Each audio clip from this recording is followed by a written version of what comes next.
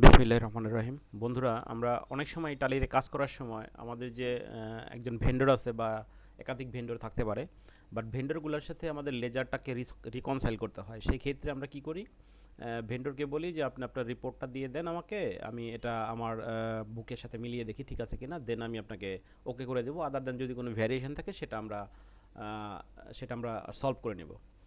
Both party আমরা বসেই solve করে নেব। তো চলুন আজকে আমরা একটা লেজার দেখি। আমার একটা সাপ্লায়ার লেজার বা একটা ভেন্ডরের লেজার দেখি। সেই লেজারটাকে আমরা জাস্টিফাই করব যে আসলে আমার বুকের সাথে বা আমার ভেন্ডরের লেজারের সাথে মিল আছে কিনা। Okay fine. প্রথমে আমরা এখান থেকে রিপোর্টসে যদি যাই, রিপোর্টস থেকে এখান থেকে অ্যাকাউন্টস বুকে যাব। ওকে, অ্যাকাউন্টস বুক থেকে আমরা লেজারে যাব।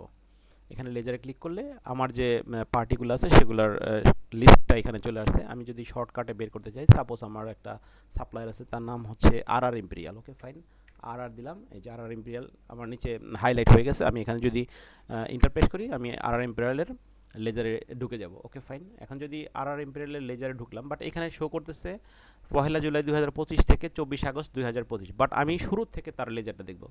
তাহলে এখানে কি করতে হবে, আমার পিরিয়ডটাকে চেঞ্জ করে দিতে হবে। এখানে F2 চেপেও আপনি যেতে পারেন, অথবা আপনি ম্যানুয়ালিও এখান থেকে যেতে পারেন। পিরিয়ডে ক্লিক করলেন, ক্লিক করার পরে আমি নর্মালি 1/1/2019 থেকে আমাদের কোম্পানিটা শুরু। সেক্ষেত্রে আমি 112019 দিয়ে তারপরে কারেন্ট ডেটটা আমি যদি বসাই দিই, তাহলে আমরা টোটাল লেজারটা আমরা দেখতে পাবো। ওকে ফাইন, দেখেন একটু ওয়েট করেন। এখানে চলে আসছে। এখন আমি এখান থেকে একদম লাস্টে যদি একটা ক্লিকে আসতে চাই, তাহলে আমাকে ইন বাটনটা প্রেস করতে হবে। কিবোর্ড থেকে ইন বাটন প্রেস করলে একদম নিচে চলে আসছে। এখান থেকে দেখেন, এখানে আমি তার ডেবিট ক্রেডিটটা শো করছে, কোন ডেটে সে ব্যাংক থেকে পেমেন্ট নিছে, কোন ডেটে সে তার প্রোডাক্ট সাপ্লাই দিছে, সেগুলো এখানে উল্লেখ আছে। বাট এখানে একটা প্রবলেম, সেটা হচ্ছে ডেবিট আছে, ক্রেডিট আছে, বাট ব্যালেন্সটা নাই।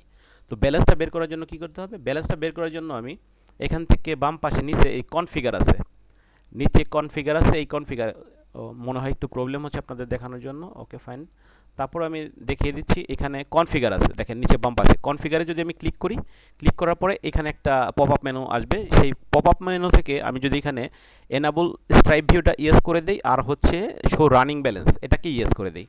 রানিং ব্যালেন্সটা শো করলে দেন এখানে আমরা অ্যাকসেপ্ট দিয়ে দেবো। দেখেন এখন এখানে ব্যালেন্সটাও শো করছে, ডেবিট ব্যালেন্স না ক্রেডিট ব্যালেন্স পাশে শো করছে। এই ব্যালেন্স থেকে আমি মিলিয়ে দেখতে পারবো যে কোন ডেটে আমার মিল নাই। সেই ডেটে যদি কোনো কারেকশন থাকে, সেটা আমরা কারেকশন করে নেব। ধন্যবাদ সকলকে ভিডিওটা দেখার জন্য। আর এইভাবে সাথে থাকুন, দেখেন আস্তে আস্তে আরও অনেক কিছু জানতে পারবেন। যেহেতু নতুন শিখতেছেন, আমার চ্যানেলটা সাবস্ক্রাইব করে রাখেন, তাহলে আস্তে আস্তে সবই শিখতে পারবেন। এবং কি বেল বাটনটা প্রেস করে রাখলে আমি কোনো ভিডিও আপলোড করলে সাথে সাথে আপনার ওখানে চলে যাবে নোটিফিকেশন, তখন আপনি সাথে সাথে দেখে নিতে পারবেন। ধন্যবাদ সকলকে।